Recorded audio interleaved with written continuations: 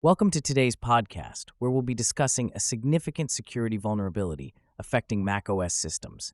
The vulnerability, identified as CVE 2024-54471, has the capability to expose sensitive user credentials. Researchers are urging macOS users to update their systems promptly to mitigate potential risks associated with this issue. The vulnerability affects Apple's macOS operating systems, specifically versions prior to macOS Sonoma 14.71 and macOS Ventura 13.71. The issue is prevalent across unspecified versions of macOS that are less than 14.7 and 13.7, respectively.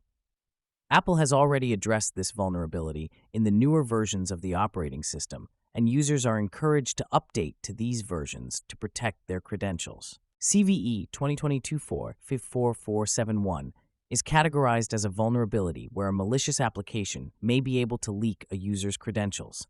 This is due to insufficient entitlement checks within the affected macOS versions, which cyber attackers could potentially exploit to gain unauthorized access to sensitive information. This vulnerability allows an attacker, using a malicious application, to bypass security mechanisms and access sensitive user credentials stored on macOS systems. It was discovered that additional entitlement checks were needed to secure the vulnerabilities. Apple has responded by implementing these checks in the security patches provided in macOS Sonoma 14.7.1 and macOS Ventura 13.7.1.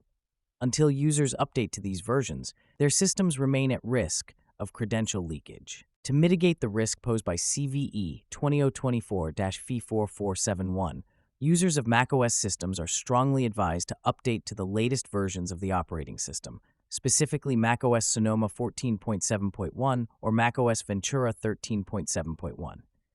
Remaining on older, vulnerable versions leaves user systems exposed to potential data breaches involving their credentials.